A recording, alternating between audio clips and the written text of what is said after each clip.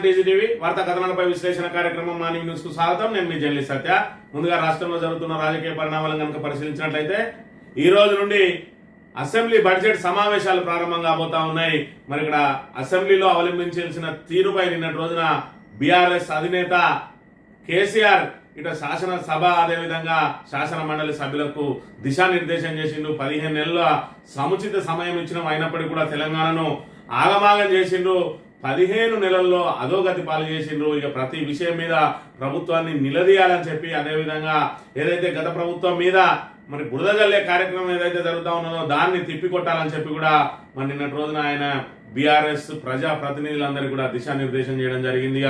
Assembly సమావేశాల సందర్భంగా assembly సమావేశాలు ప్రారంభం కాబోతున్న సందర్భంగా జాతీయ మరి మీడియా సంస్థ ఒకటి నిర్వహించిన సర్వే కాంగ్రెస్ లో కలకలం రేపుతున్నది. మరి ఫిబ్రవరి నెలాఖరులో నిర్వహించిన ఈ సర్వే షాంపిల్స్ కనుక చూసుకున్నట్టయితే 21 ఇప్పటికిప్పుడు కనుక ఎన్నికలు నిర్వహించినట్టయితే 65 స్థానాలున్న కాంగ్రెస్ 21 స్థానాలకే పరిమితం అయ్యే అవకాశం ఉన్నది. మరోవైపు 81 స్థానాలతోటి బీఆర్ఎస్ ఇప్పటికిప్పుడు ఎలక్షన్ నిర్వహించినా కూడా 81 స్థానాలతోటి మొదటి స్థానంలో నిలిచే అవకాశం ఉన్నది. బీజేపీకి మరో 2-3 స్థానాలు అదనంగా పెరిగే అవకాశం ఉన్నది. ప్రతిపక్ష పాత్ర పోషించడంలో బీజేపీ విఫలమైంది అని చెప్పి కూడా సర్వే ఫలితాలు వెల్లడైన నేపథ్యంలో మరొక వైపు ఇక్కడ రేవంత్ రెడ్డి చరిష్మా తగ్గిపోవడం, అధిష్టానం దగ్గర ఆయన అధికారాలకు కత్తెర వేస్తూ ఆయనకు ప్రత్యామ్నాయంగా ఇతర ప్రజాప్రతినిధులను తీసుకొచ్చి ఏదో మరుగున పడ్డ రాములమ్మ లాంటి వాళ్ళను విజయశాంతిని తీసుకొచ్చి ఎమ్మెల్సీని చేసి రేపు మంత్రిని చేయడానికి ప్రయత్నాలు చేస్తూ ఉండడం. మరోవైపు రాష్ట్ర కాంగ్రెస్ వ్యవహారాల ఇన్ఛార్జిని మార్చి మీనాక్షి నటరాజన్ను తీసుకొచ్చి ఇక్కడ పూర్తిగా ఎమ్మెల్యేలందరినీ కట్టడి చేసి ఎమ్మెల్యేలు ఎవరు కూడా ముఖ్యమంత్రి ఇంటికి వెళ్ళొద్దు, మంత్రుల ఇంటికి వెళ్ళొద్దు, అధికారిక కార్యక్రమం అయితే సచివాలయానికి వెళ్ళండి, అదేవిధంగా పార్టీ కార్యక్రమం అయితే గాంధీ భవన్ కు వెళ్ళండి అని చెప్పి ముఖ్యమంత్రి ఏదైతే జూబ్లీ హిల్స్ ప్యాలెస్ నుంచి పరిపాలన నడిపిస్తా ఉన్నాడో ఆ పరిపాలనకు కట్టడి వేసింది. ఖచ్చితంగా మరి అధికారిక కార్యక్రమాలు ఏవైనా కూడా శాసన ఏదైతే ఆ సచివాలయంలోనే నిర్వహించాలని చెప్పి మరి ఆదేశాలు జారీ చేసిన పరిస్థితి కూడా మనం ఇక్కడ ప్రధానంగా గమనించవచ్చు. మరోవైపు ఎమ్మెల్సీ మరి అభ్యర్థుల ఎంపికలో సైతం రేవంత్ రెడ్డి సూచనలను పరిగణన తీసుకోలేదు. కనీసం వేం నరేందర్ రెడ్డికి ఓటుకు నోటు కేసులో తన సహచరుడు తన ఆత్మగా భావించే వేం నరేందర్ రెడ్డికి ఎమ్మెల్సీ టికెట్ ఇప్పించలేకపోయినా అని చెప్పి మరి నైరాశ్యంలో ఉన్న రేవంత్ రెడ్డి ఇక వేదాంతం మాట్లాడడం మొదలుపెట్టిండు. ఎవరైనా ముఖ్యమంత్రిని ఇంత నానా దుర్భాషలు ఆడతారా అని చెప్పి ఒకవైపు, మరోవైపు చూసుకున్నట్టయితే ఎండకు పొలాలు ఎండిపోతే నన్ను తిరుగుతాను, ఎస్ఎల్బిసి కూలిపోతే నన్ను తిరుగుతాను అంటే కాళేశ్వరం మరి అక్కడ ఆ ప్రకృతి ఏదైతే వైపరీత్యంతో అది ఒక పిల్లర్ ఉంగిపోతే మరి నువ్వెవరు తిట్టినావు రేవంత్ రెడ్డి? ఆయన విధానాలు ఏ విధంగా ఉన్నాయంటే 100 గొడ్ల తిన్న రాబందు శాఖాహారులకు సలహాలు ఇచ్చినట్టుగా ఉన్నది. మరి రేవంత్ రెడ్డి పరిస్థితి చూసుకున్నట్టయితే ఒకవైపు గోదావరిని ఎడారిగా మార్చి ఈ రోజు మరి ఇక్కడ రైతులకు పూర్తి స్థాయిలో సాగునీరు అందకుండా రైతుల పొలాలు వట్టిపోతా ఉంటే మరి ఒకవైపు రైతులు ఆత్మహత్య చేసుకుంటా ఉంటే ఈయన రాజకీయాల్లో తన ఆధిపత్యాన్ని ఏ విధంగా నిలబెట్టుకోవాలి, అదేవిధంగా తన సీటు సిరిగిపోకుండా ఏ విధంగా కాపాడుకోవాలని చెప్పి నానా అగచాట్లు పడుతున్న పరిస్థితిని మనం ఇక్కడ చూడవచ్చు. ఒకసారి రేవంత్ రెడ్డి మరి ఆయన ఏ విధంగా మాట్లాడుతూ ఉన్నాడు, ఇప్పుడు ఆయనకు హఠాత్తుగా మరి ఇక్కడ ఏదైతే ముఖ్యమంత్రి అని ఆ ముఖ్యమంత్రిని ఏ విధంగా సంబోధించాలో ఏ విధంగా గౌరవించాలని హఠాత్తుగా గుర్తొచ్చింది మరి ముఖ్యమంత్రి గారికి. ఇక్కడ చూసుకున్నట్టయితే ఆయన ఏం మాట్లాడుతా ఉన్నాడంటే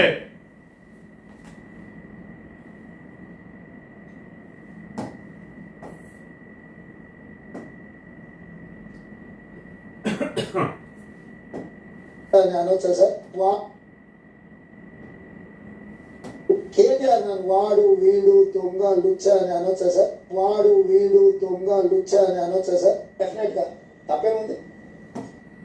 ఈయన ఏమంటా ఉన్నాడంటే కేటీఆర్ నన్ను వాడు వీడు లంగా దొంగ అని అనొచ్చా సార్ అంటే మళ్ళొకసారి వినండి. కేటీఆర్ నన్ను వాడు వీడు దొంగ లుచ్చ అని అనొచ్చా సార్? వాడు వీడు దొంగ లుచ్చ అని అనొచ్చా సార్? డెఫినెట్ గా అనరాదు. ఎందుకంటే ఒక ముఖ్యమంత్రి గౌరవ స్థానంలో ఉన్న ముఖ్యమంత్రిని ఎవరు కూడా ఆ విధంగా పర్సనల్ గా దూషించకూడదు. కానీ మరి తమరు ముఖ్యమంత్రిగా ఉండి ఇట్లా అనొచ్చా సార్? ఒకసారి మీరు గుర్తు తెచ్చుకొని అసలు దీనికి అంతరికి ప్రధానంగా ఎవరు కారణం అనే విషయాన్ని ముందుగా గుర్తు తెచ్చుకొని రేవంత్ రెడ్డి సూక్తులను ఒకసారి గమనిస్తే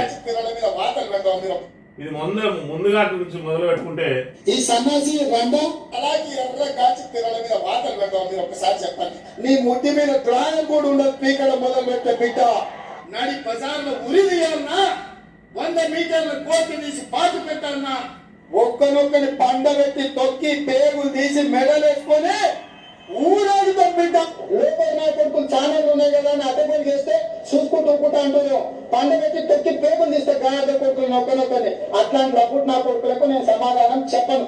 తన అమ్మ నువ్వు ఇంట్లోనే అన్ని తెచ్చి చూపించుకోమని చెప్పు, టీవీలో వేసుకో, నాకు ఏం అభ్యంతరం లేదు. ఓ సన్నాసుడా, సోయలేనుడా, చవట, దద్దమ్మ, దిక్కుమాలుడా, దివాళగా నెత్తి మీద కాలు పెట్టి తొక్కకపోతే కుంటులో తీసుకుంటే నా కొడుకలారా రండి. అట్లనే తెలంగాణ ప్రజలు అడవి పందులకి అయ్యా అది సన్నాసుడు కార్యకర్తల వాళ్ళ పట్టుకొని వేప చెట్టు కట్టేసి నాగుల తొండలించి కొడతారని చెప్పి కోళ్ళ మొక్కలు పండబెట్టి తొక్కుదాం. ఇది రేవంత్ రెడ్డి నీతి వ్యాఖ్యలు ఏ విధంగా ఉన్నాయి. ఒక ముఖ్యమంత్రి, గౌరవప్రదమైన హోదాలో ఉన్న ముఖ్యమంత్రి మరి ఈ విధంగా మాట్లాడితే ప్రతిపక్ష నాయకులు ఏ విధంగా సమాధానం చెప్తారు? మరి ఇప్పుడు గమనించండి, ఇప్పుడు ఇది మాట్లాడింది తప్ప అనేది ఇప్పుడు తెలంగాణ ప్రజలే బేరీ చేసుకోవాలి. కేటీఆర్ నన్ను వాడు వీడు దొంగ లుచ్చా అని అనొచ్చా సార్? వాడు వీడు దొంగ లుచ్చా అని అనొచ్చా సార్? అనొచ్చా అని అడుగుతాడు, దానికి ఆయనే సమాధానం చెప్తాడు. వినండి. డెఫినెట్ గా తప్పేముంది అంటే డెఫినెట్ గా తప్పే ఉన్నదని. ఇది సరే, రేవంత్ రెడ్డి ఏదో సందర్భంలో మాట్లాడిన మాట కావచ్చు, కానీ అది ఖచ్చితంగా ఆయనకే వర్తించేది. మరి నువ్వు లుచ్చగా, లఫంగిగా, రండగా ఇవన్నీ అనొచ్చా సార్? మరి మనం మాట్లాడేటప్పుడు తెలియదా? ఈ రోజు తెలంగాణ సమాజం అంతా కూడా, ప్రజలందరూ కూడా ఒక ముఖ్యమంత్రిని బూతులతో దూషిస్తా ఉన్నారంటే అది తమరు నేర్పిన విద్య కాదా? రేవంత్ రెడ్డి గారు ముందు గుర్తు తెచ్చుకోవాలి. మరి గౌరవప్రదమైన మన ముఖ్యమంత్రి స్థానంలో ఉన్నాం. మన భాషను మరి ఇక్కడ ఇతర పౌరులు కూడా అనుసరించే అవకాశం ఉంటది.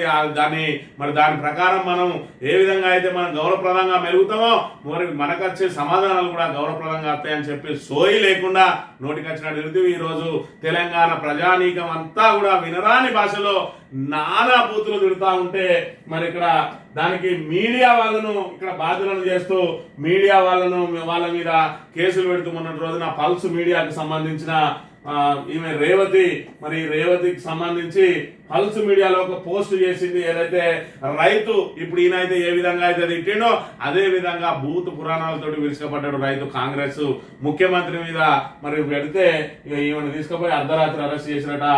Breaking news. ఉదయం సుమారు 4 గంటల సమయంలో 12 మంది మఫ్టీ పోలీసులతో మహిళా journalist Revathi arrest. Journalist Revathi phone, ఆమె భర్త దర్శకుడు చైతన్య దంతులూరి ఫోను, ల్యాప్టాప్ సైతం బలవంతంగా తీసుకెళ్లి పోలీసులు రేవతికి సంబంధించిన పల్స్ యూట్యూబ్ ఆఫీస్ సీజ్ చేసిన పోలీసులు.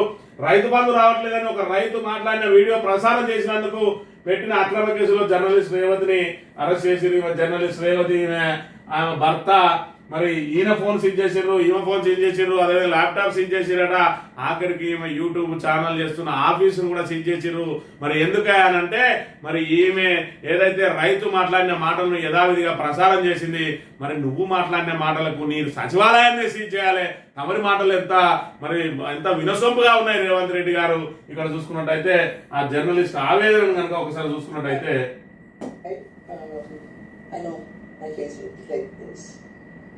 because I just woke up from my sleep. Time ఇప్పుడు about 5:15 అవుతుంది. ఒక హాఫ్ అన్ అవర్ క్రితం పోలీసు వచ్చారు ఇంటికి. So that pick me and take me. I thought I should tell everybody. So please ఈమె దోషద్రోహి కాదు, మరి అదే విధంగా ఉగ్రవాది కాదు. ఈమెను అర్ధరాత్రి మరి ఏదైతే తెల్లవారుజామున 4 గంటలకు పోయి 12 మంది పోలీసులు మఫ్టీలో పోయి ఈమెను తీసుకొచ్చి పోలీస్ స్టేషన్లో కూర్చోబెట్టడానికి కారణం ఏంటంటే మరి మిమ్మల్ని ఈ రకంగా పోలీసులతో ఇబ్బంది పెట్టినట్టయితే మరి మా ప్రజా వ్యతిరేక విధానాలు ఏవైతే ఉన్నాయో వాటిని మీరు సోషల్ మీడియా ద్వారా ప్రజలకు చూపించకుండా ఉంటారని చెప్పి ఈ రకమైన ఒత్తిళ్లను పోలీసుల ద్వారా చేయిస్తా ఉన్నారు. ఈ రోజు ప్రజలు ఆ భాష మాట్లాడుతూ ఉన్నారు అని అంటే రేవంత్ రెడ్డి కారణమా కాదా? ఆయన బూతుల క్యాలెండర్ చూసినాం ఇప్పటిదాకా.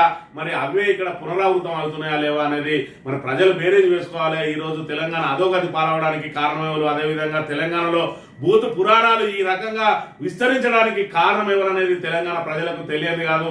మరి ప్రభుత్వం వచ్చినాక 15 నెలల కాలంలో ఇప్పుడు జరుగుతున్నదేమో చూసుకుంటా ఉన్నాం. మరి ఇక్కడ బీఆర్ఎస్ సంస్థ సమయం వేయడానికి కేసీఆర్ ఫామ్ హౌస్ లోంచి బయటికి కూడా రాకుంటే ఆయనను పట్టుకుని ఏ విధంగా దూషిస్తా ఉన్నారు. మరి ఈ రోజు బయటికి వస్తా అంటే మళ్ళీ భయపడి ఏదైతే అనర్హత వేటు పడుతుందని చెప్పి మళ్ళీ ఆయన బయటకు వస్తుందని చెప్పి అవాకులు చెవాకులు వెళ్తూ ఈ రోజు ప్రతిపక్ష నేత మిమ్మల్ని పల్లెత్తు మాటకు అనకుండా ఉన్నప్పుడు మీరు ప్రభుత్వాన్ని గాలిలో పడేసుకొని మీరు ఇచ్చిన 6 గ్యారంటీ లేదో అమలు చేసుకొని మీరు ప్రజలకు ఇచ్చిన వాగ్దానాలు నెరవేర్చి ప్రజల అభిమానం చూరగొనాలి కానీ ప్రతిపక్ష నేతను అదేవిధంగా ప్రతిపక్ష పార్టీని ఇంకా దూషించుకుంటూ గత ప్రభుత్వం మీద నిందలేసుకుంటూ ఇంకా అబద్ధాలు ఆరోపణలతోటే కాలం వెల్లదీస్తూ మరోవైపు ప్రజా వ్యతిరేక విధానాలను ఇక్కడ సోషల్ మీడియా ద్వారా ప్రజలకు మరి చూపిస్తూ ఉంటే ఎక్కడికక్కడ విలేకరులను అణచివేస్తూ జర్నలిస్టులను అణచివేస్తూ అక్రమ కేసులు పెడుతూ నిర్బంధాలు చేస్తూ మరి ఇక్కడ పోలీసులతోటి వేధింపులకు గురి చేస్తే మరి ఎంతమందిని అందిస్తావు ఇవాళ వందలాది సోషల్ మీడియా ప్లాట్ఫామ్ల నుంచి వేలాది మంది లక్షలాది మంది ఎక్కడికక్కడ మీరు చేస్తున్న ప్రజా వ్యతిరేక విధానాలను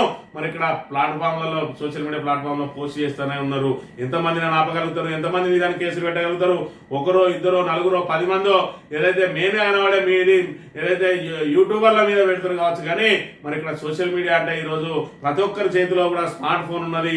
ఎక్కడి వాళ్ళక్కడ నీ ప్రజా వ్యతిరేక విధానాలను ఎండగడుతూనే ఉన్నారు. ఇంకా ఏం చేయగలుగుతావు రేవంత్ రెడ్డి? నువ్వు ఏదైనా చేయాలి అని అనుకుంటే కాళేశ్వరాన్ని తక్షణ మరమ్మతు చేసి ఈరోజు ఏదైతే జలకళ ఉన్నటువంటి మరి ఇక్కడ గోదావరి ప్రాజెక్టును నిండుకుండ లాంటి గోదావరి ప్రాజెక్టును ఎడారిగా మార్చిన పాపాన్ని ఇప్పటికైనా సరిదిద్దుకోవాలి. లేదంటే ప్రజలు నిన్ను క్షమించరు. 6 గ్యారంటీలను ఏదో రకంగా అమలు చేసే ప్రయత్నం చేయి. హైడ్రా ద్వారా ఇప్పటికే పూర్తి స్థాయిలో రియల్ ఎస్టేట్ ను దెబ్బతీసి ఇప్పుడు ఏదైతే LRS ద్వారా మరి ఆదాయాన్ని సమకూర్చుకోవాలని చూస్తే మరి ఆదాయాన్ని సమకూర్చడానికి నీ విధానాలు ఏవి కూడా నీకు నువ్వే బొందదోడి పెట్టుకుంటా ఉన్నావు. ఈరోజు ఆదాయం పడిపోవడానికి ప్రధాన కారణం నీ విధానాలే, నీ అస్తవ్యస్త విధానాలే. మరోవైపు నీకు ప్రజల్లో సానుభూతి లేదు.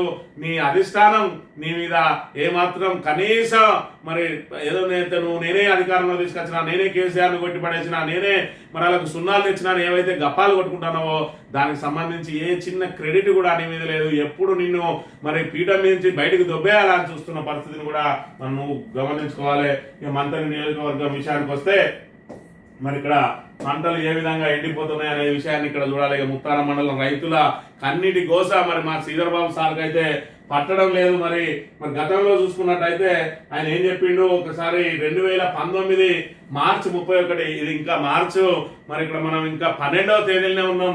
మరి 2019 సరిగ్గా 6 సంవత్సరాల క్రితం ఇక్కడ సాగునీటి కోసం ఆ రోజులలో ఏ రైతు కూడా సాగునీటి కోసం రోడ్డు ఎక్కలేదు. 1 రోజు 2 రోజులు తడి ఆరిపోతేనే నీళ్ళు వస్తలేవు అన్నారు. ఈ రోజు పూర్తిగా పశువులకు మేతగా మరి ఇక్కడ మన పశువులకు మేతగా మార్చే దుస్థితి నెలకొన్నది.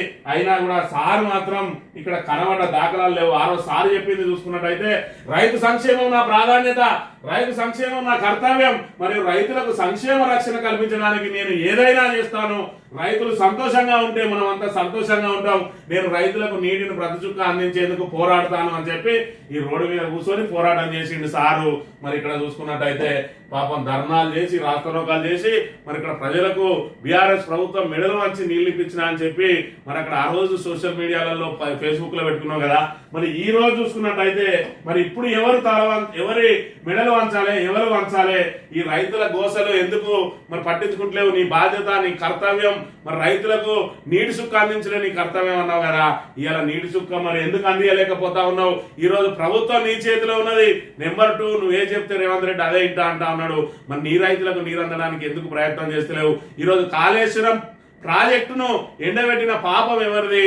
ఈ రోజు అన్నారానికి చెక్కు చెదరలే ప్రాజెక్టు, అదేవిధంగా సుందీల ప్రాజెక్టు చెక్కు చెదరలేదు. అయినా కూడా గేట్లు ఎత్తి నీళ్ళన్నింటినీ కూడా బయటకు పంపి ఈరోజు గోదావరిని ఎడారిగా మారుస్తూ ఉంటే నీ నియోజకవర్గం మరి ఇక్కడ పూర్తిగా భూగర్భ జలాలు అడగంటిపోయి రైతులు మరి ఈ విధంగా కన్నీళ్లు గారుస్తూ ఉంటే మరి ఏదైతే హైదరాబాద్ లో రాజధానిలో మకాం వేసి మరి ఐటీ అని పరిశ్రమలని మరి విదేశాల నుంచి వచ్చే వాళ్ళను మరి ఇక్కడ హక్కును చేర్చుకోవడం కోసమో లేకపోతే వాళ్ళతో కొత్త పరిశ్రమలు పెట్టించడం కోసమో నువ్వు ఈ రోజు మంత్రిని ప్రజలకు మంత్రిని నిరుద్యోగ యువతకు అక్కడ తీసుకుపోయి ఒకరికి ఉపాధి కల్పించింది లేదు. నీ సొంత సంస్థలలో ఉపాధి కల్పించింది లేదు. ఆఖరికి మరి ఇక్కడ ఎవరికి వాళ్ళు వ్యవసాయం చేసుకుంటూ బతుకుతుంటే వాళ్ళకు కనీసం నీళ్ళు ఇప్పేవు.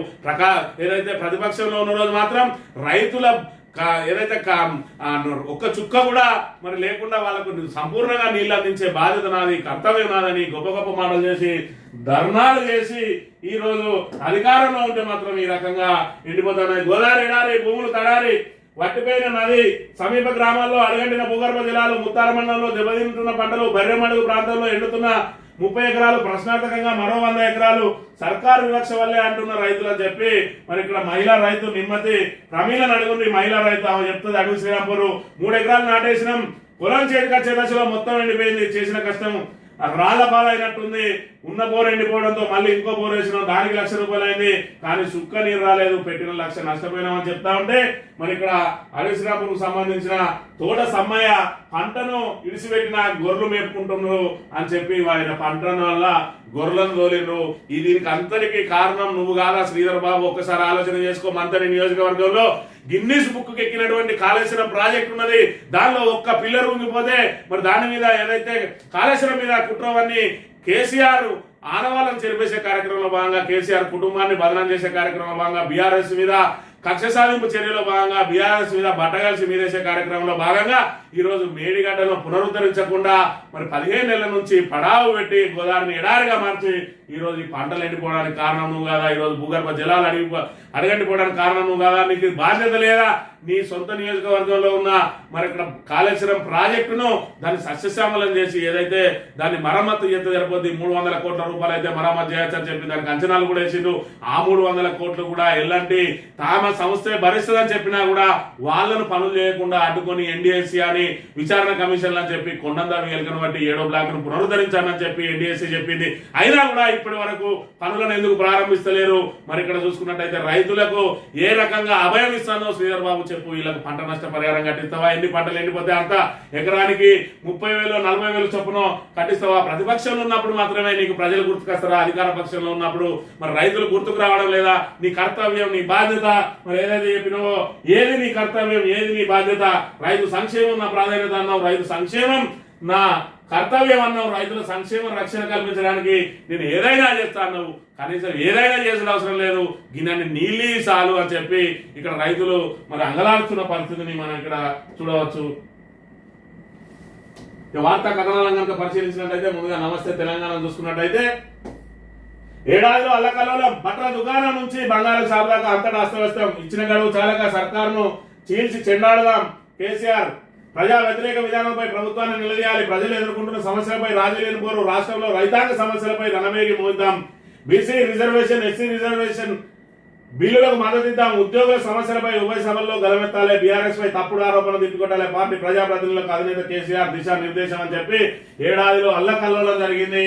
మరి ఏడాది పాటు సమయం ఇద్దామని చెప్పి కేసీఆర్ కూడా మరి ఇక్కడ ప్రభుత్వం మీద పల్లెత్తు మాట అనుకుంటా ఉంటే మరి ఇప్పటికే పెద్ద ఆయన్ను ఎట్లా తిట్టుకుంటా వచ్చిందో రేవంత్ రెడ్డి చూసినాం.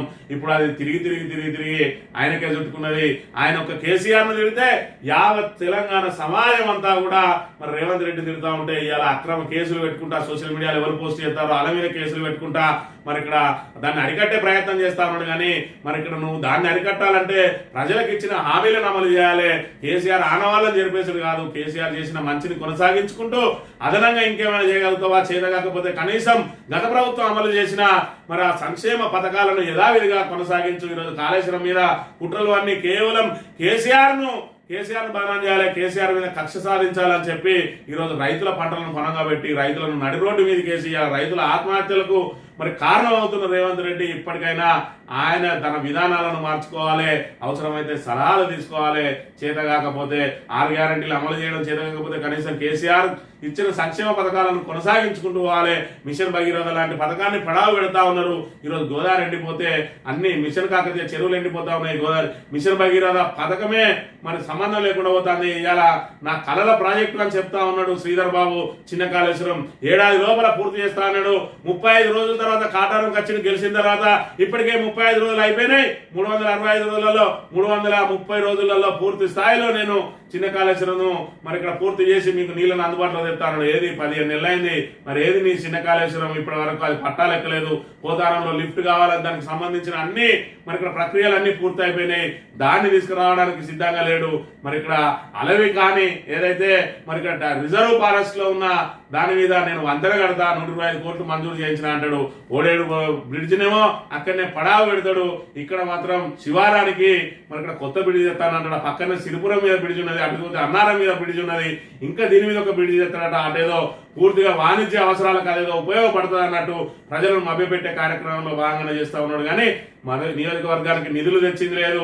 ఈయన 10 కోట్ల రూపాయలు తెస్తే సంకలు గుద్దుకుంటా ఉన్నారు. మొన్నేదో మరి ఇక్కడ 10 కోట్ల రూపాయలు తీసుకొచ్చినట్టు ఆ 10 కోట్లకే సంకలు గుద్దుకుంటా ఉన్నారు. రేవంత్ రెడ్డి మరి 5,000 కోట్ల రూపాయలు తీసుకుపోయిండు. అది 20,000 కోట్లైనా 30,000 కోట్లైనా నియోజకవర్గాన్ని డెవలప్ చేస్తా అంటా ఉన్నాడు. మనల్ని మాత్రం 10 కోట్ల రూపాయలకే సంకలు గుద్దుకొని మా సార్ 10 కోట్లు తెచ్చిండు 10 కోట్లు తెచ్చిండు అని అంటా ఉన్నాడు. అసలు 10 కోట్లు బీఆర్ఎస్ ప్రభుత్వ హయాంలో వందలాది కోట్లు మరి ఇక్కడ సుమారు 1,200 నుంచి 1,400 కోట్ల రూపాయలతో మంత్రిని అభివృద్ధి జరిగింది. ఈ రోజు కూదగడ దూరంలో ఉన్న సూరాయపల్లె కూడా మరి గత ఉమ్మడి ఆంధ్రప్రదేశ్ లో బ్రిడ్జి కట్టేయలేని దుస్థితిలో శ్రీధర్ బాబు ఉంటే కుటుంబం వచ్చిన వెంటనే సూరాయపల్లెకు బ్రిడ్జ్ అయింది. మరి ఇక్కడ ఏదైతే కాటారం రింగ్ రోడ్ ఏదైతే ఉన్నదో మాదేపూర్ మాముతారం కాటారం రింగ్ రోడ్, ఆ రింగ్ రోడ్ కు ఎప్పుడు చూసినా ఇంత మట్టి వచ్చేది. దాని మీద ఏకకాలంలో 7 బ్రిడ్జీలు కట్టించిన ఘనత మరి పుట్టమదికే దక్కుతుందనే విషయాన్ని మనం ఇక్కడ గమనించాలి. మోదేడు లాంటి ఊరికి ఈరోజు కార్లలో పోయే మరి ఇక్కడ రవాణా సౌకర్యం కల్పించిండు. ఇవన్నీ పక్క పెట్టి మాసార్ 10 కోట్లు తెచ్చిండు, మాసార్ 10 కోట్లు తెచ్చిందని చెప్పి సంకలు గుద్దుకునే మరి కాంగ్రెస్ నాయకులు పుట్టమని ప్రశ్నించగానే ఒంటికాల మీద లేచే కాంగ్రెస్ నాయకులు మీ సార్కు చెప్పుడు, మీ సార్ ఇక్కడ ఉండడు, పాప ఆయన గనవడి ఆయనకు తెలియదు మరి ఇక్కడ పంటలు ఎండిపోతాయని. మరి మీకు దమ్ముంటే సార్ తోటి మాట్లాడి ఆ నీళ్ళు ఇప్పించే ప్రయత్నం చేయండి. రైతులకు అండగా నిలవండి. ఆ రోజు ఏదో చౌరస్తాలలో కూర్చున్నారు కదా, ఇవాళ పంట పొలాల కాడికి పోండి. మరి రైతుల సమస్యలు తెలుసుకొని వాళ్ళకి నీళ్ళు ఇప్పించే ప్రయత్నం చేయండి. ఏదో పేపర్ దగ్గరికి వచ్చి పేపర్ పువ్వు లెక్క కయకాయ వృతే ఇప్పటికే ప్రజానీకం మీ మెడలు వంచడానికి సిద్ధంగా ఉన్నారు. మీరు ఎక్కువ మాట్లాడితే స్థానిక సంస్థలలో మీకు డిపాజిట్లు కూడా రావు, గుర్తుపెట్టుకొని మరి కింది స్థాయి కాంగ్రెస్ నాయకులు. ఇక్కడ మీ పతంగం అంతా కనబడుతూనే ఉన్నది. కాంగ్రెస్ పతనమే. ఇప్పటికిప్పుడు ఎన్నికలు జరిగితే బీఆర్ఎస్ ఘన విజయం. కాంగ్రెస్ ఏడాది పాలనపై ప్రజల్లో అసంతృప్తి. గత బీఆర్ఎస్ పాలన 100 రెట్లు నయమనే అభిప్రాయం. రాష్ట్రంలో ఇప్పుడు ఎన్నికలు వస్తే కారుకే ఓటు హస్తం అడ్రస్ గల్లంతో వచ్చే 21 సీట్లే. 87 సెగ్మెంట్లలో బీఆర్ఎస్ గెలుపు ఖాయం.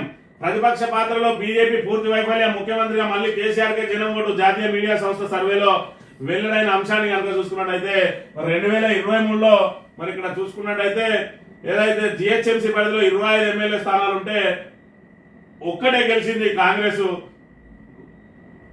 ఇప్పుడు చూసుకున్నట్టయితే మరి ఎన్ని గెలుస్తాయని చెప్పి అడిగితే కాంగ్రెస్ కు 0 వస్తాయట. మరి ఉత్తర తెలంగాణలో చూసుకుంటే 51 స్థానాలకు 33 గెలిచింది. ఇప్పుడు 7 నుంచి 9 మాత్రమే వస్తాయట. దక్షిణ తెలంగాణలో 43 స్థానాలకు 30 గెలిచింది. ఈరోజు 7 నుంచి 12 అట. మరి హైయెస్ట్ వేసుకున్నా కూడా 12 నుంచి 9, 21 మించి వచ్చేది లేదు. అది ఫిబ్రవరి నెలాఖరుకు. ఇంకా పోతా అంటే ఇంకో ఏడాది తర్వాత ఇంకో 2 ఏళ్ల తర్వాత వీళ్ళకి మొన్ననైతే ఏదైతే మిగిలినాయో 6 మరి ఎమ్మెల్యే స్థానాలు, ఆ 6 కూడా వచ్చే అవకాశం లేదు. మంత్రులు కూడా డిపాజిట్ దక్కే పరిస్థితి లేదు. మరి ఇక్కడ చూసుకున్నట్టయితే బీఆర్ఎస్ పరిస్థితి చూస్తే మరి జిహెచ్ఎంసీ పరిధిలో 16 గెలిచింది. ఇప్పుడు 17 గెలిచే అవకాశం ఉన్నట. ఉత్తర తెలంగాణలో 10 గెలిచింది. ఇప్పుడు 38 గెలిచే అవకాశం ఉన్నది. దక్షిణ తెలంగాణలో 13 గెలిచింది. ఈ రోజు 32 గెలిచే అవకాశం ఉన్నది. బీజేపీ పరంగా చూసుకున్నట్టయితే జిహెచ్ఎంసీ పరిధిలో 1 గెలిచింది. ఇప్పుడు కూడా మళ్ళీ 1 గెలిచే అవకాశం ఉన్నది. ఉత్తర తెలంగాణలో చూసుకున్నట్టయితే 7 గెలిచింది. మళ్ళీ 5 నుంచి 7 గెలిచే అవకాశం ఉన్నది. దక్షిణ తెలంగాణలో మరి ఏం గెలవలేదు. ఇప్పుడు 1 నుంచి 3 గెలిచే అవకాశం ఉన్నదట. ఓవరాల్ గా చూసుకున్నా కూడా 11 అంటే ఇప్పుడు 8 ఉన్నాయి. మరి ఇంకొక 3 దక్షిణ తెలంగాణలో గెలుచుకునే అవకాశం ఉన్నది. కానీ మీరైతే వీళ్ళు సంకలు గుద్దుకుంటున్నట్టు మేమే ప్రత్యామ్నాయం అనేది ఏదైతే చెప్పుకుంటా ఉన్నారో ఆ సీన్ మాత్రం బీజేపీకి లేదు. ఎందుకంటే బీజేపీ ప్రతిపక్ష పాత్ర పోషిస్తలేదు. ఇక్కడ అలయన్స్ లాగా నడుస్తా ఉన్నది. రేవంత్ రెడ్డి, బండి సంజయ్, ఆర్ఎస్ బ్రదర్స్ లాగా, కిషన్ రెడ్డి, రేవంత్ రెడ్డి కూడా మరి ఆర్కే బ్రదర్స్ లాగా ఈ రకంగా ఆర్ఎస్ బ్రదర్స్, ఆర్కే బ్రదర్స్ ఇట్లా మరి అలయన్స్ పాలన నడుస్తా ఉన్నాయి. కాబట్టి బీజేపీని నమ్మే పరిస్థితి లేదు. బీజేపీకి అధికారం కాదు కదా, ప్రధాన ప్రతిపక్ష హోదా ఇచ్చడానికి కూడా సిద్ధంగా లేరు. ఎందుకంటే రేపు బీఆర్ఎస్ గెలిస్తే మళ్ళీ 21 సీట్లతోటి ఇక్కడ ప్రధానంగా మరి కాంగ్రెస్ పార్టీ ద్వితీయ స్థానంలో ఉంటుంది తప్ప బీజేపీకి ద్వితీయ స్థానం కూడా వచ్చే అవకాశం లేదనే విషయాన్ని ఇక్కడ జాతీయ సర్వే తేటతెల్లం చేసింది. ఇక బోర్లకు సంబంధించి చూసుకున్నట్టయితే రైతులకు మళ్ళా ఆనాటి రోజులను తీసుకొచ్చిండు రేవంత్ అన్న. 1 ఎకరంలో 6 బోర్లు వేసిందట రైతు. తన 1 ఎకరాన్ని సస్యశ్యామలం చేసుకుందని 6 బోర్లు వేస్తే 6 కూడా పట్టిపోయినాయి. ఎకరం భూమిలో 6 బోర్లు తగిన 38 గుంట్ల భూమిలో 6 చోట్ల బోర్లు వేసి విఫలమైన ఓ రైతు కోసం ఈ చిత్రమైన నిదర్శనం. కేసీఆర్ హయాంలో ఎస్ఆర్ఎస్పీ కాలం ద్వారా కాళేశ్వరం నిలువడంతో సూర్యాపేట జిల్లా గూడెంకుంట తండాలో పంటలు పుష్కలంగా పండినాయి. బొకే రవీంద్ర నాయక్ కూరగాయలు సాగు చేసి లాభాలు గడించిండు. కాంగ్రెస్ అధికారంలోకి వచ్చాక పరిస్థితి తారుమారైంది. నీళ్ళందుక పంటలు ఎండుతున్నాయి. ఈ దశలో రవీంద్ర నాయక్ 6 బోర్లు వేసాడు. సుక్క నీరు వల్లేదు కానీ 3 లక్షల అప్పు తేలింది, ఆ ఒక్క ఎకరాన్ని సస్యశ్యామలం చేసుకుందామని 6 బోర్లు వేస్తే 6 బోర్లు కూడా పట్టిపోయినాయి. దానికి ప్రధాన కారణం ఏంది? కాళేశ్వరాన్ని ఎడారి ఏదైతే మార్చిండో దాంతో పూర్తిగా భూగర్భ జలాలన్నీ అడగట్టిపోయినాయి. మిషన్ కాకతీయ చెరువులను పునరుద్ధరణ చేసిన కేసీఆర్ ఇప్పుడు చెరువులను కూడా ఎండబెట్టింది కాంగ్రెస్ సర్కార్. మరి ఈ రకంగా ఎందుకు రైతుల మీద ఈ కక్ష సాధింపు రేవంత్ రెడ్డి? నీకు మరి కేసీఆర్ మీద కక్ష సాధిస్తున్నా అని చెప్పి అనుకొని నువ్వు ఇలా రైతులందరి మీద కూడా మరి దుర్మార్గమైన మరి ఇక్కడ ఆ నీళ్ళ నీయకుండా వాళ్ళను దుర్మార్గం చర్యలు చేపడుతున్నావు కదా, ఇది ఎంతవరకు సమంజసం? మరి నువ్వే గుండె మీద చేసుకొని దీని గురించి మరి నువ్వు ఆలోచన చేసుకోవాలి. ఇక ఇప్పటికి రాలిన మట్టిపు 446 అప్పుల బాధతో యువ రైతు ఆత్మహత్య, సాగు నష్టాలతో 10 లక్షల రుణం భూపాలపల్లి జిల్లాలో పడిన భూపాలపల్లి జిల్లాలో మరి వరుస సంఘటనలు చోటు చేసుకుంటా ఉన్నాయి ఆత్మహత్యలు. ఇప్పటికి 446 మంది ఆత్మహత్యలు చేసుకున్నా కూడా ప్రభుత్వానికి సీమ కుట్టినట్టయినా లేదు. మరి సీమ కుట్టినట్టయినా లేదు అని అంటే దానికి ప్రధాన కారణం ఏంది? సాగునీరు లేక, మరి అదేవిధంగా కరెంటు సరిగా లేక, రుణమాఫీ కాక, మరి ఇక్కడ పెట్టుబడి సాయం అందక, బోనస్ బోగస్ అయి మరి ఇన్ని రకాల నరక యాతన పడుతూ ఉన్న దుస్థితి ఈరోజు నెలకొన్న పరిస్థితి కూడా చూడాలి. నీళ్ళ యాతన మళ్ళీ మొదలకి కాంగ్రెస్ వాళ్ళు తెలంగాణ నాగం చేసిండు. ఉమ్మడి పాలన నాటి పరిస్థితి కనిపిస్తున్నది. బాబు చెప్పినట్టు కేఆర్ఎంబీ ఆడుతున్నది. ఊర్లలో రైతులు అడిగోసపడుతున్నారు. మనలో మనమే కొట్టాడుకునేలా చేసిండు. మరోసారి ఉద్యమం చేయక తప్పదు. సారు మీరే ముందుండి పోరాడాలి. కేసీఆర్ కోరిన రైతు బోర్ల రామరెడ్డి ఉమ్మడి ఆంధ్రప్రదేశ్ లో ఈయనకు బోర్ల రామరెడ్డి అనే పేరున్నది. సుమారు 60 నుంచి 70 బోర్లు వేసిండు. ఆ రోజు భగీరథ ప్రయత్నం చేసిండు. మరి తెలంగాణ వచ్చిన తర్వాత ఒక్క బోరు కూడా వేయకుండా ఆయన పొలాలన్నీ సస్యశ్యామలమైనవి. మళ్ళీ ఆయనకు అదే దుస్థితి వచ్చింది. దాంతో నీలయాతన మళ్ళీ మొదటికి వచ్చింది. సార్ మరి దాని మీద ఉద్యమం చేయక తప్పది. మరి ఇక్కడ మీరు ఇంకా కూడా సైలెంట్ గా ఉండదు. వాళ్ళకు సంస్థ సమయం ఇచ్చిండ్రు. వాళ్ళు పూర్తిగా ఇంకా తెలంగాణను అధోగతి పాలు చేస్తారు కాబట్టి మీరు బయటకు వచ్చి ఇక పోరాటం చేయాలి. వాళ్ళ మెడలంచితే తప్ప మరి ఇక్కడ కాంగ్రెస్ చేపట్టే విధానాలు ఏవైతే ఉన్నాయో ప్రజా వ్యతిరేక విధానాలు ఏవైతే ఉన్నాయో వాటన్నిటినీ మరి ఇక్కడ బంద్ చేసి ప్రజల కోసం పని చేయిస్తారు. మరి మీ వాళ్ళని మెడలు వంచి మీరే పని చేయించాలి అని చెప్పి బోర్ల రామరెడ్డి నిన్న ప్రత్యేకంగా కలిసిండు. కాళేశ్వరంపై కక్ష, కర్షకులకు శిక్ష, తెలంగాణ జీవనాలపై కాంగ్రెస్ సర్కార్ కుట్ర, ఎత్తిపోసే వీలున్న అక్కస్తో అడ్డుపుల్లలు, ఉత్తర తెలంగాణ వరప్రదాయ పరిధిలో రైతులకు మళ్లీ మొదలైన సాగునీటి కష్టాలు, నీటి నిర్వహణలో కాంగ్రెస్ సర్కార్ వైఫల్యం. ఇదే అలసత్వం కొనసాగితే మార్చి చివరి నాటికి 1000 ఎకరాల్లో ఎండనున్న పంటలు ఇప్పటికైనా 20 టీఎంసీలు ఎత్తిపోస్తేనే ఫలితం. కాళేశ్వరానికి సంబంధించి ఏదైతే ఏడో బ్లాక్ లో 20వ పిల్లర్ ఏదైతే గుంగిపోయిందో దాన్ని పునరుద్ధరణ చేయాలంటే 7వ బ్లాక్ ను పూర్తి స్థాయిలో దాన్ని తొలగించి ఆ బ్లాక్ నిర్మాణం చేయండి. అందులో 8 పిల్లర్లు ఉన్నాయని చెప్పి మరి ఇక్కడ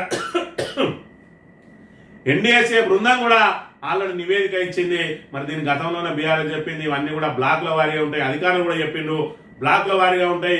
అందులో ఒక పిల్లర్ ఉంది, 2 పిల్లర్ల మీద వేటు పడ్డది.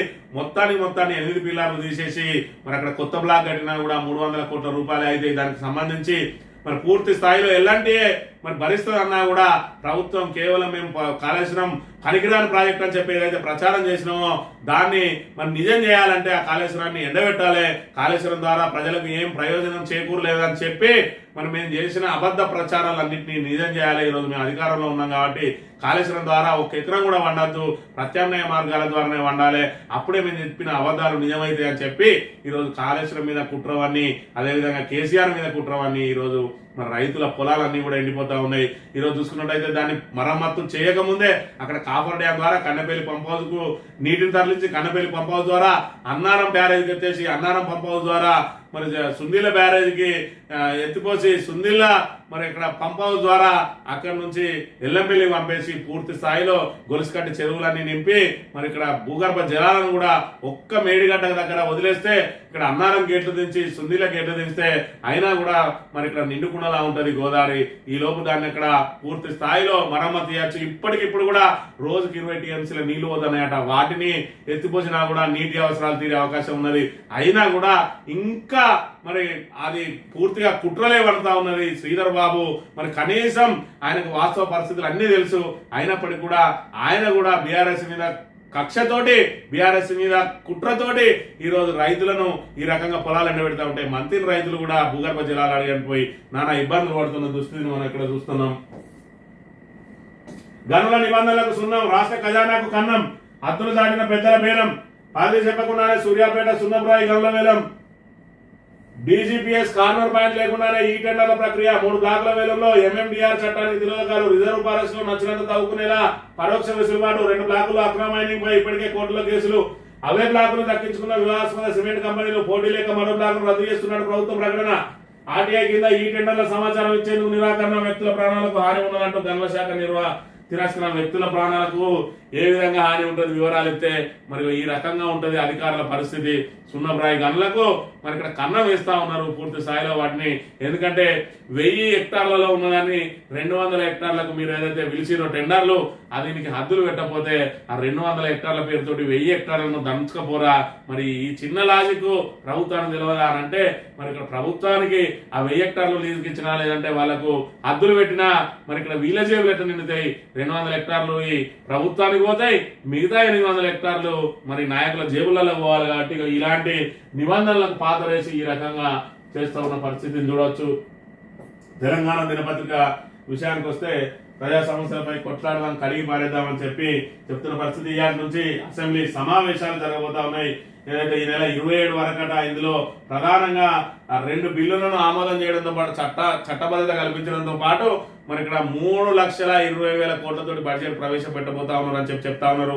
మరి గతంలో 2,90,000 తోటి పెడితేనే మరి దానిలో ఇప్పటికీ లోటు బడ్జెట్ ఉన్నది. పూర్తి స్థాయిలో ఆ బడ్జెట్ ను ఖర్చు చేయలేకపోయిండ్రు. మరి ఇక్కడ ఏదైతే అంకెల గారడి కాకుండా మరి ఇక్కడ వాస్తవ పరిస్థితులతోటి బడ్జెట్ ను ప్రవేశపెట్టాలని అంటే మేము తెలంగాణ మరి రైజింగ్ అవుతుంది అంటా ఉన్నాడు. ఏదైతే రైజింగ్ తెలంగాణ అని మరి ఇక్కడ బడ్జెట్ ను తగ్గించినట్టయితే పరువు పోతాయి కాబట్టి అవన్నింటినీ డెఫిసిట్ ఉన్నా కూడా మరి ఇక్కడ 3,20,000 కోట్లకు పెట్టే ప్రయత్నం చేయబోతా ఉన్నారు. సాగర్ కాంగ్రెస్ ఆగం చేసింది ప్రాజెక్టులను బడావ పెట్టి ఆంధ్రాకు నీళ్లు తరలిస్తుంది. మరి ఆంధ్రాకు నీళ్లు తరలించు కాదు ఆంధ్ర చంద్రబాబు నాయుడుకు మరి ఈయన శిష్యుడు కాబట్టి చంద్రబాబు నాయుడు ముందట నోరెత్తడానికి కూడా ఈయన సాహసించడం లేదనే విషయాన్ని గమనించాలి. దానికి కూడా ప్రధాన కారణం ఆయన ఆంధ్ర మన తెలంగాణ ఆయనకు మనకి ఏంటి అని అంటే రేపటి రోజున బీజేపీలోకి పోవడానికి ఈయనకు మధ్యవర్తిత్వం నిలిపేదే చంద్రబాబు నాయుడు కాబట్టి చంద్రబాబు నాయుడును మరి ప్రసన్నం చేసుకోవడానికి తెలంగాణ వనరులన్నింటినీ కూడా తాకట్టు పెడతా ఉన్నానని చెప్పి ఆరోపణలు వెలువడుతున్నాయి. రేవంత్ సార్ మమ్మల్ని పట్టించుకోరా తాగేందుకు నీళ్ళు వస్తలేవు తల రూపాయి వేసి కొనుక్కుంటున్నాం దయచేసి నీళ్ళు ఇవ్వండి. ఇబ్రహీంపట్నం మోడల్ స్కూల్లో నీళ్ళ కోసం విద్యార్థుల ఆవేదన అని చెప్పి ఏదైతే ఏదైతే ప్లాంట్లు ఉంటాయో ఆ ప్లాంట్ల దగ్గరికి వచ్చి విద్యార్థులే కొనుక్కొని మరి 5 రూపాయలకు 10 రూపాయలకు కొనుక్కొని మోసుకొని పోతారు. ఇది గురుకులాల్లో మరి ఇక్కడ చేసిన పరిస్థితి ఏ విధంగా ఉన్నది. ఈయన చేసిన మోడల్ స్కూల్ కు సంబంధించి ఇది మోడల్ స్కూల్ కానీ గురుకులాలు కానీ ఏ రకంగా ఈయన సౌకర్యాలు కల్పిస్తా ఉన్నాడో ఇది కళ్ళ కట్టినట్టు కనబడే మరి ప్రక్రియ. ఇప్పుడు చెప్తా ఉన్నారు 55 ఇంటిగ్రేటెడ్ గురుకులాలన్నింటినీ ఒక కడకి తీసుకొచ్చి మేము పెద్ద ఎత్తున మరి ఇక్కడ సౌకర్యాలు కల్పించబోతున్నాం ఇంటర్నేషనల్ లెవెల్లో చేస్తూ ఉంటాను. కనీసం తాగునీళ్ళు ఇచ్చి ఇయ్యలేని దుస్థితిలో ఉన్న సర్కార్. అందుకే గురుకులాలు ముత్తుకుహారాలుగా మారుతా ఉన్నాయి. మోడల్ స్కూళ్ళలో కూడా విద్యార్థులు పంపడానికి మరి తల్లిదండ్రులు ఇష్టపడతలేరు అంటే విద్యా వ్యవస్థను ఏ విధంగా ఆగం చేసింది కాంగ్రెస్ సర్కార్ అనే విషయాన్ని కూడా ఇక్కడ మనం చూడవచ్చు. నీళ్ల కోసం జనం కోస అమెరికాలో ఎమ్మెల్యే జల్సాలు రేవంత్ సర్కార్ నీళ్లు ఇస్తలేడు. వరణదేవ నువ్వైన కర్ణించు తొర్రూరు మండలం రైతుల ఆవేదన చెప్పి యశస్విని రెడ్డి ఆమె పిఆర్ స్టంట్లు చేసుకుంటా ఉంటది. ఈడున్న రోజులు 4 పిఆర్ స్టంట్లు వాళ్ళను వీళ్ళని కలిసినట్టు చేసి పోయి అమెరికాలో పడ్డదట. రైతులు మాత్రం నీళ్ల కోసం మరి ఇక్కడ నీళ్ల కోసం జనం ఏ విధంగా కోసం పడుతున్నారంటే వర్ణదేవ నువ్వైనా కరుణించు అని చెప్పి అడుక్కునే దుస్థితికి వేయింది ఈ రోజు మరి ఇక్కడ తెలంగాణ సమాజం తెలంగాణ రైతాంగం అనే విషయాన్ని చూడాలి. సాక్షి దినపత్రిక విషయానికి వస్తే అనుభవం లేదు జ్ఞానం లేదు కామన్ సెన్స్ వాడడం ఇది రేవంత్ రెడ్డి పరిస్థితి. ఓదికు అనుభవం లేదు ఓదికు జ్ఞానం లేదు పోనీ కామన్ సెన్స్ అన్నా ఉంటే అది లేదు. పూర్తిగా కేవలం కేసీఆర్ ఆనవాళ్ళు జరిపిస్తా అని చెప్పి ఒకటే పెట్టుకున్నాడు. నన్ను జైలుకు పంపిండు కాబట్టి నేను వాళ్ళ మీద బురద చల్లుతూనే ఉంటా వీలైతే జైలుకు పంపే ప్రయత్నం చేస్తా అంటాడు. మరి కేటీఆర్ ను ఏదైతే ఫార్ములా రేస్ కింద జైలు పంపుతా నా బాంబుల మంత్రి కొద్ది రోజులు మొత్తుకున్నాడు. నువ్వు కూడా జైలు వదలన్నావు జైలుకి ఎందుకు పంపుతలేవు. మరోవైపు ఈయన ఎందుకు వేయండు జైలుకి అని అంటే ఒకటేమో ఓటుకున్నోడు కేసులో మరి ఓటుకున్నోడు కేసులో రెడ్ హ్యాండెడ్ గా తిరిగి జైలుకి పోతే దాన్ని నిన్ను కక్ష సాధింపుతో పంపినట్ట ఒకటే అర్థం చేసుకోవాలి. రెండోది జన్వాడ ఫామ్ హౌస్ లో ఏమో జరుగుతుందని చెప్పి మరి దాని మీద డ్రోన్ ఎగిరేసిండు. ప్రైవేట్ లో ఒక వ్యక్తి ఇంటికి అక్రమంగా చొరబడ్డ కేసులో ఆయనను జైలుకు పంపిండు. మరి ఇప్పుడు పూర్తిగా అధికారం మీ చేతుల్లోనే ఉన్నది. Farm house Janwada farm house లా ఏం జరుగుతుంది దాన్ని మొత్తం కూల్చేస్తారు అంత అక్రమం అన్నావు కనీసం గేటు కూడా కూర్చోలేకపోయినావు. ఇప్పుడు చెప్పు నీ అసమర్థత, నీ తెలివి తక్కువతనం. నువ్వు ప్రతిపక్షంలో ఉన్నప్పుడు నానా యాగి చేసినావు కదా, అందులో ఏ ఒక్కటి ఎందుకు ఇప్పుడు నిరూపించలేకపోతానో? ఒక దిక్కు కాళేశ్వరం వంటివి, అవినీతి లేకపోయా, మరి ఉన్న ఏదైతే ప్రకృతి వైపరీత్యం ద్వారా అది కుంగిందో దాన్నేమో అసమర్థ పాలన అంటావు. నీ అసమర్థతోటి కూడిన SLBC ఏమో అది ప్రకృతి వైపరీత్యం అంటావు. ప్రజలందరూ కూడా గమనిస్తా ఉన్నారు. నిన్ను ఖచ్చితంగా నిన్ను పొందబెట్టడానికి ఇటు ప్రజలకు కూడా అవకాశం ఇచ్చట్లేదు. ఎందుకంటే నీ కాంగ్రెస్ పార్టీ అదే నిన్ను ముందర పొందబెట్టడానికి నీ చుట్టూ గోతులు తవ్వుతా ఉన్న విషయాన్ని ముందు గమనించు. ప్రెస్టేషన్ తోటి ఇంకా నువ్వు బీఆర్ఎస్ ఉండితే ఇటు ప్రజల నుంచి సానుభూతి కోల్పోతావు, అటు ఆల్రెడీ నీ అధిష్టానం నుంచి నీ మీద విశ్వాసం కోల్పోయింది. మరి ఇక్కడ ఆ రెంటాన జడ్డ రేవళ్ళ అవుతుంది నీ పరిస్థితి. రేవంత్ రెడ్డి ఆలోచన చేసుకో. ఇక పాకులో రైలు హైజాక్ బలూచి వేర్పాటువాదుల దుశ్చర్య 30 మంది కాల్చివేత, బందీలుగా 215 మంది మృతులు, బందీలు అత్యధికులు సైనికులే. సైనిక చర్యలు దిగితే వారందరినీ చంపేసిన పాక్ ప్రభుత్వానికి BLA హెచ్చరికలు. తమ నేతల విడుదలకు డిమాండ్. షహబాజ్ షరీఫ్ సర్కారుకు 48 గంటల డెడ్ లైన్ అని చెప్పి మరి ఇక్కడ పాకిస్తాన్ లో బలూచిస్తాన్ అని, ఆ బలూచిస్తాన్ సొంతంగా మేము మరి ఇక్కడ మా దేశం ఏర్పాటు చేసుకుంటామని చెప్పి వాళ్ళు ఏదైతే ఉద్యమం చేస్తారో వాళ్ళు రైలును హైజాక్ చేసిరట. అన్న ఉన్నది మొత్తం మంది మరి ఇక్కడ ప్రభుత్వ అధికారులు, సైనికులే. వాళ్ళు సెలవు మీద ఇంటికి పోతా ఉంటే దాన్ని హైజాక్ చేసి పట్టుకున్నారు. మరి ఇక్కడ ఉగ్రవాదాన్ని ప్రోత్సహించున్న పాకిస్తాన్ ఉగ్రవాదంతో అంతమవుతున్న దుస్థితి అయితే మనం చూస్తున్నాం. నిత్యం ఉగ్రవాదుల మధ్య అక్కడ ఏదైతే గొడవలు, అదే విధంగా ఆఖరికి వేర్పాటువాదులు ఏదైతే POK పాక్ ఆక్రమిత కాశ్మీర్ను ఏదైతే ఉగ్రవాదులతోటి దుశ్చర్యతోటి ఆక్రమించుకొని తమ ఆధీనంలో పెట్టుకున్నదో పాకిస్తాను, ఇప్పుడు మన నీ దగ్గర బలోచిస్తాను లాగేసుకోవడానికి అక్కడ వేర్పాటు ఉద్యమం స్టార్ట్ అయింది. నీ పాకిస్తాన్ లో కొనసాగడానికి ఇప్పుడు POK వాళ్ళు కూడా సిద్ధంగా లేరు. వాళ్ళు మమ్మల్ని ఇండియాలో కలపండి అని చెప్పి మరి వాళ్ళు పోరాటం చేస్తా ఉన్నారు. ఇండియాలో ముస్లింలందరూ సస్యశ్యామలంగా బతుకుతా ఉంటే పాకిస్తాన్ లో ముస్లింలకు మాత్రం భద్రత కరువైంది. వీళ్ళు ఇక్కడ బలోచిస్తాన్ వాళ్ళు మరి ఇక్కడ పూర్తిగా సైనికుల రైల్ని హైజాక్ చేసిరు అని అంటే మరి ఇక్కడ పాకిస్తాన్ అసమర్థత ఏ విధంగా ఉన్నదనేది ఇక్కడ తేలితెల్లమవుతున్న అంశాన్ని కూడా మనం చూడవచ్చు. గ్రూప్ 2 టాపర్ హర్షవర్ధన్ రెడ్డి అట 600 మార్కులకు 447.088 మార్కులు. అభ్యర్థుల జనరల్ ర్యాంకులు వెల్లడి. TGPSC కమిషన్ వెబ్సైట్ లో అభ్యర్థుల OMR స్కాన్ కాపీలు. టాప్ 31 ర్యాంకులు అందరూ పురుషాభ్యర్థులు అని చెప్పి గ్రూప్ ఏదైతే ర్యాంకులు వెలువడి చేయలేదు ఇంకా, అయినా కూడా వాళ్ళు పెట్టిన మార్కుల ప్రకారం చూసుకున్నట్టయితే ఈయన టాపర్ గా నిలిచిందట. అదేవిధంగా 31 ర్యాంకులలో అందరూ 31 ర్యాంకుల వరకు కూడా అందరూ పురుషాభ్యర్థులే. మహిళలు ఎవరు కూడా వాళ్ళతోటి పోటీ పడలేకపోయారు అని చెప్పి ఇక్కడ చెప్పిన పరిస్థితి. ఇక రాష్ట్ర బడ్జెట్ 3,20,000 కోట్లట. నేటి నుంచి అసెంబ్లీ బడ్జెట్ సమావేశాలు. ఉదయం 11 గంటలకు ఉభయ సభలను ఉద్దేశించి ప్రసంగించనున్న గవర్నర్ అనంతరం సభ వాయిదా అట. మరి 3,20,000 కోట్లతోటి ప్రవేశపెడతా అంటా ఉన్నారు. ఇది కేవలం అంకెలగారనే తప్ప మరి దానిలో ఏదైతే గతంలో పెట్టిన బడ్జెట్ ను పూర్తి స్థాయిలో వినియోగంలోకి తీసుకురాలేదు. దానికి మరి పెంచుకుంటూ పోవాలి. ఎందుకంటే ఇప్పటికే మరి రైజింగ్ తెలంగాణ అని వాళ్ళు ప్రచారం చేస్తా ఉన్నారు. ఒకవైపు తిరోగమనంలో పోతా ఉంది తెలంగాణ అని.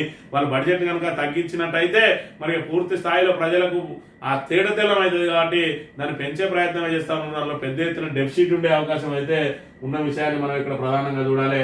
ఇక LRS సర్కార్ ఆశలు తుస్సు. క్రమబద్ధీకరణ అర్హత గల దరఖాస్తులు 20 లక్షలు. ఆదాయం అంచనా 20,000 కోట్లు. ఇప్పటి వరకు ఫీ చెల్లించింది 30,000 మంది మాత్రమే. సర్కారుకు సమకూరింది 50 కోట్ల లోపేనట. 20,000 కోట్లు వస్తాయని చెప్పి ఏదైతే ఆలోచన చేసిందో వీళ్ళకు 50 కోట్లకే పరిమితమైంది అని అంటే మరి వీళ్ళ ఆశలు ఏ విధంగా ఉన్నాయి, వీళ్ళకు ఆ ఆచరణ ఏ విధంగా ఉన్నది అనేది ఇక్కడ తేటతెల్లం అయితే ఉన్నది. ఇక ఆంధ్రజ్యోతి విషయానికి వస్తే నిషేధిత భూమికి రెక్కలు. ప్రభుత్వ స్థలాన్ని కాజేసేందుకు బడాబాబుల యత్నం. టెక్స్టైల్ పార్క్ కోసం సేకరించిన భూమిలో 22A జాబితా నుంచి 20 ఎకరాల గల్లంతు. ఏదో ఒకటి మరి PR స్టంట్ తీసుకొని వచ్చి మరి ఇక్కడ శాసనసభలో జరిగే బడ్జెట్ సమావేశాల సందర్భంగా ప్రభుత్వం మీద ఎదురుదాడి జరిగే అవకాశం ఉంటాయి కాబట్టి మన ప్రతిపక్షం మీద ఒక ఆరోపణ పేపర్లో రాయించాలి. ఇక దీన్ని మళ్ళీ అక్కడ ప్రతిపక్షం ఏదైతే గట్టిగా మాట్లాడుతుందో దీన్ని ఎవరన్నా ఒక ఎమ్మెల్యేతో ప్రస్తావించి ఎదురుదాడి చేసి ప్రతిపక్షం నుంచి తప్పించుకొని బయటపడాలి. దానికి ఈ తాబేదారు గారిని మరి ఇక్కడ పావుగా వాడుకుంటాడు. వీడెందుకు రాస్తాడు అంటే ఈయన కావాలి మరి రోజు యాడ్లు కావాలి. ఎక్కడ ఏ పథకం ఎన్నిసార్లు ప్రవేశపెట్టినా ఇప్పటికే ఇందిరమ్మ ఇళ్ళ గురించి 4 సార్లు ఇచ్చిర్రు. వీనికి ఫుల్ పేజ్ యాడ్లు. మరి ఈడు కేవలం తెలంగాణ ప్రభుత్వాన్ని దోసుక తినడానికే ఇవాళ రేవంత్ రెడ్డి అడుగులకు మడుగులు వస్తున్నారన్న విషయాన్ని అయితే మనం ఇక్కడ నిరుద్యోగులకు రాజీవ్ యువ వికాసం ఒక్కొక్కరికి 3 లక్షల ఆర్థిక సాయం. ఎస్సీ ఎస్టీ బీసీ మైనారిటీ కార్పొరేషన్ల ద్వారా 5 లక్షల మందికి వర్తింపు కొత్త పథకాన్ని ప్రకటించిన ప్రభుత్వం. 6,000 కోట్లు కేటాయింపు. 15 నుంచి ఆన్లైన్ లో దరఖాస్తులు. జూన్ 2 మంజూరు పత్రాలు అందజేత డిప్యూటీ సీఎం బట్టి వెల్లడి. గత సర్కార్ యువతను విస్మరించింది. గత సర్కారును ఆడిపోసుకునే బదులు అసలు నువ్వేం చెప్తావో చూపించు. ఈ యువ వికాసం మరి ఎంత దూరం అందుతుందో, ఎంతమందికి ఇస్తావో మరి నీకు త్వరలోనే తెలుస్తుంది. గతల వాళ్ళకి ఎంట్రీల ఆహ్వానం. తెలంగాణ చలనచిత్ర పురస్కారాల విధి విధానాల ఖరారు. ఫీచర్ ఫిల్మ్, జాతీయ సమైక్యత, పర్యావరణం, వారసత్వ సంపద, చరిత్ర, బాలల చిత్రాలకు మరి ఇక్కడ గద్దర్ అవార్డులు ఇస్తారట. మరి ఎంట్రీలకు ఆహ్వానం అని చెప్పి మీరు మరి ఎవరెవరైతే కావాలనుకుంటున్నారో ఆ వాళ్ళందరూ కూడా దరఖాస్తు చేసుకోరని చెప్పి చెప్తున్న పరిస్థితి. ఇక తిట్టడం కాదు, ఆధారాలతో నిలదీద్దాం. ఉభయ సభల్లో సర్కార్ను ప్రశ్నిస్తాం. కాంగ్రెస్ అవినీతి ప్రజా వ్యతిరేక విధానాలపై పోరాడదాం.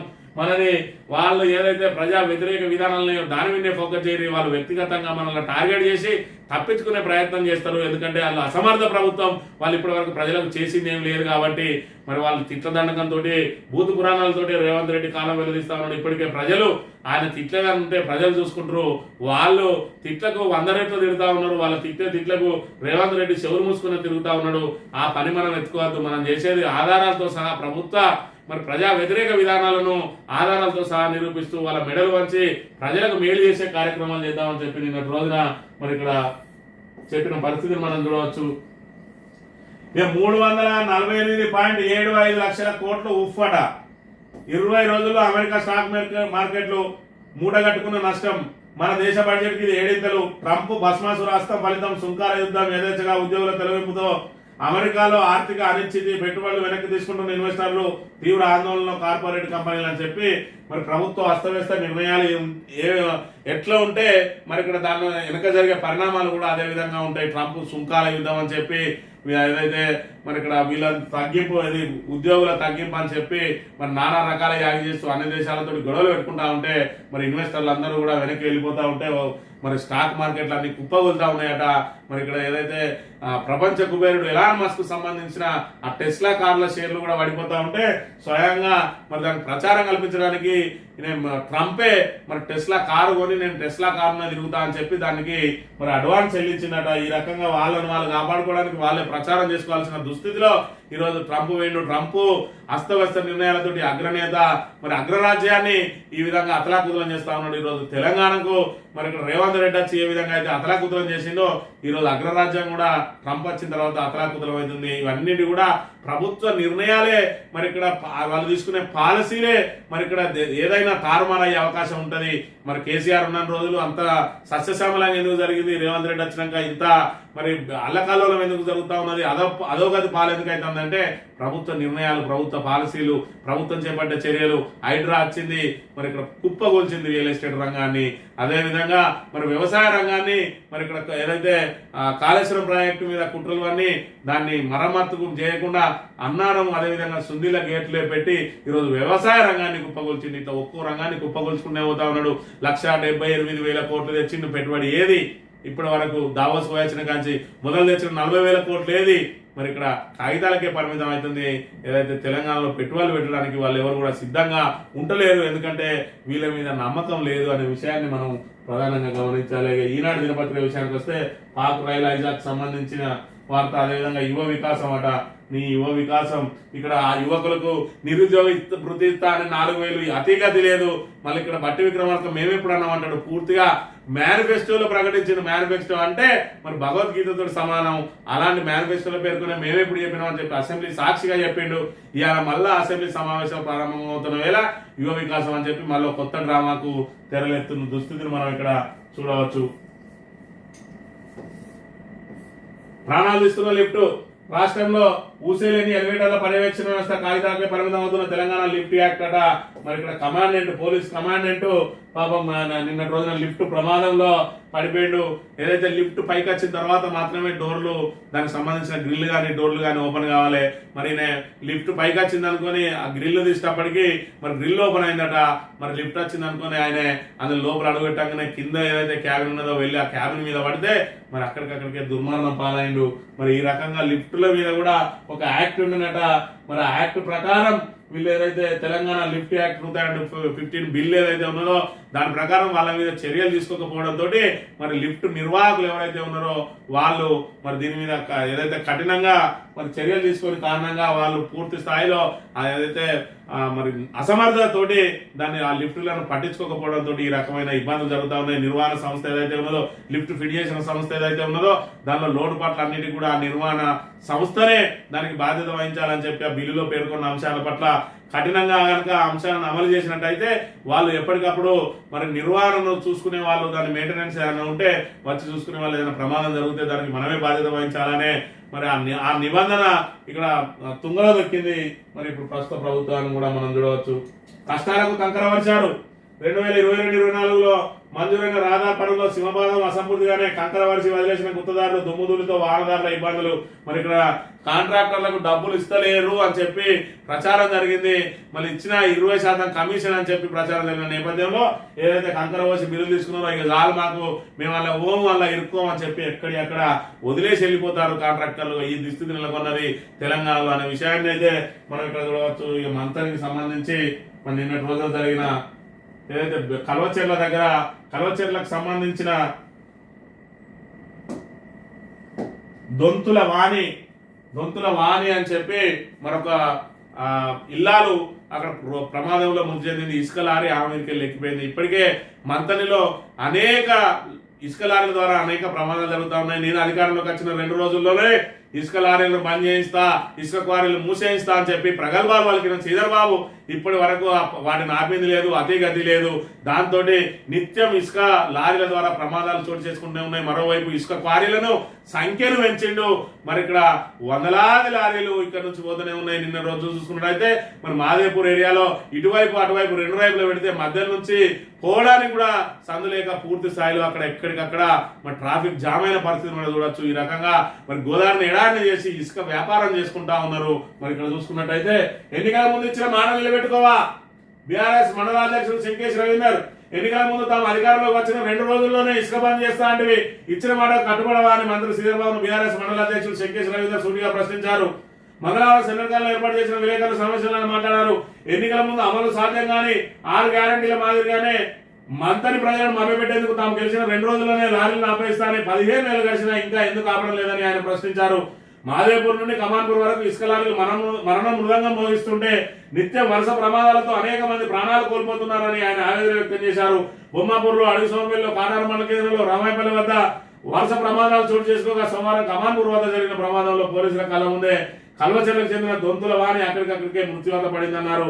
ఇంకెంత మంది ప్రాణాలు బలైతే ఇసుకను బంద్ చేస్తారని పెద్దపల్లి ఎమ్మెల్యే విజయరమణారావు అక్కడ మానేరులో ఒక్కటంటే ఒక్క క్వారీ కూడా నడకుండా చర్యలు చేపడితే ఆ పని మీకెందుకు సాధ్యపడలేదని ఆయన నిలదీశారు.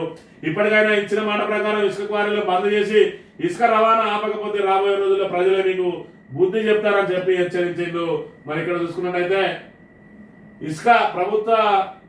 ఇసుక లారీలు ఢీకొని మృతుల కుటుంబాలకు ప్రభుత్వం ఎక్స్గ్రేషియా చెల్లించాలని చెప్పి మన కమాన్పూర్ కు సంబంధించిన నాయకులు ఖచ్చితంగా ₹1 ఎక్స్గ్రేషియాతో పాటు వారి కుటుంబాల్లో ఒకరికి ఉద్యోగం కల్పించాలని డిమాండ్ చేసింది. అదేవిధంగా 2 రోజులలో బంద్ చేయిస్తా అని ఇప్పటి వరకు నీకు ఎందుకు సాధ్యం కావడం లేదు, ఎందుకు చేత కావడం లేదు? ఒక ఎమ్మెల్యేకి చేతనైంది, నీకెందుకు చేతనైతే లేదు అంటే ఇందులో నీ వాటా ఎంత అని చెప్పి కూడా మరి ఇక్కడ పలు అనుమానాలు వ్యక్తం చేస్తా ఉన్నారు బీఆర్ఎస్ నాయకులు అనే విషయాన్ని ఇక్కడ మనం గమనించాలి.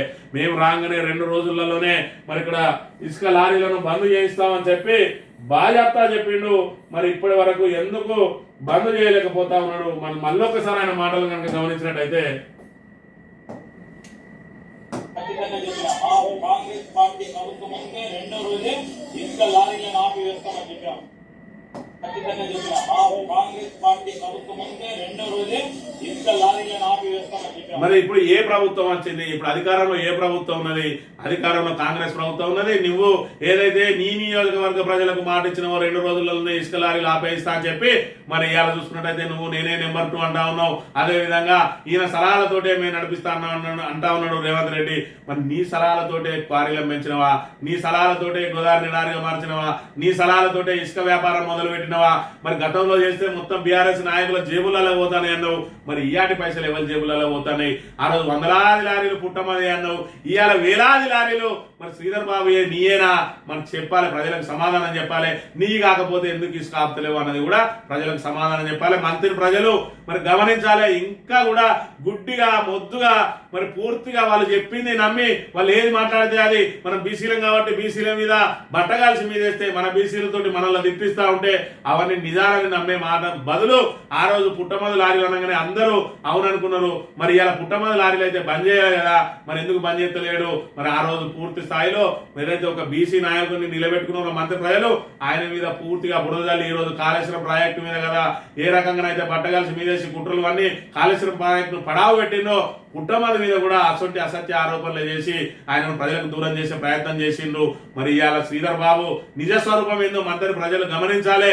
ఎందుకు ఇసుక లారీ ఆపుతలేడు? మేము అధికారంలోకి వచ్చినాక 2 రోజులకే అన్నాడు. మరి ఇప్పటికీ ఎన్ని రోజులు అయింది? 450 రోజులు దాటిపోయింది. మరి ఎందుకు 500 రోజులైనా ఎందుకు ఈయన ఇంకా ఇసుక లారీని ఆపుతలేడో ప్రజలే బేరీ చేసుకోవాలి. ఇసుక పైసలు ఎవరి జేబులలో పోతాయి అనేది మీరే నిర్ణయించుకొని మీరే దానికి సంబంధించిన ఒక నిర్ణయం రాబోయే రోజులలో తీసుకొని ప్రతిపక్షంలో ఉన్నప్పుడు ఏ విధంగా ఉంటాడు, అధికార పక్షంలో ఉన్నప్పుడు ఏ విధంగా ఉంటాడు. ఇది ఇసుకకు సంబంధించిన అంశం. మరోవైపు చూసుకున్నట్టయితే నీళ్లకు సంబంధించిన అంశానికి ఇక్కడ రైతు సంక్షేమం నా ప్రాధాన్యత, రైతు సంక్షేమం నా కర్తవ్యం, రైతుల సంక్షేమం కోసం నేను ఏదైనా చేస్తా అన్నాడు. ఏదైనా చేయకయా ఆ ఇసుక బంద్ చేయి, అదే విధంగా దీనికి సంబంధించిన నీళ్ళు మాకు అన్నమో రామచంద్ర అని రైతులు రోడ్లు ఎక్కుతా ఉన్నారు. వాళ్ళకు సాగునీరు ఇసుక లారీలతో నిత్యం జనాలు చచ్చిపోతారు. మరి వాళ్ళకు నువ్వు వాళ్ళ ప్రాణాలకు రక్షణ కలిపి ఆ ఇసుకను బంద్ చేయి. నువ్వు ఇచ్చిన మాట 2 రోజులన్నా బంద్ చేస్తాను. దానికంటే ముందైతే ఇంకా మీ తాత ముత్తాతల వనరులు దోసుకపోతాను. ఇవి ఎవరి మీ తాత ముత్తాతలు ఎట్లా దోసుకపోతాను అన్నావు. మరి విజయరమణారావు వాళ్ళ తాత ముత్తాతల ఆస్తులను అక్కడ కాపాడుతుంటే మరి ఇక్కడ తాత ముత్తాతల ఆస్తులు ఇప్పుడు ఎవరు దోసుకపోతాడు? నువ్వెందుకు ఆపుతలేవు అంటే ఈ ఇసుక తాత ముత్తాతల మా తాత ముత్తాతల ఆస్తి కాదు, మీ తాత ముత్తాతల ఆస్తి. అందుకని మీ తాత ముత్తాతల ఆస్తి మీ నువ్వు కొంటపోతానవా? మరి ఆ విషయం అన్న జనాలకు చెప్పాలి శ్రీధర్ బాబు అని కోరుతూ ఇది ఈ రోజు మార్నింగ్ న్యూస్. తిరిగి రేపు కలుద్దాం. Thank you very much.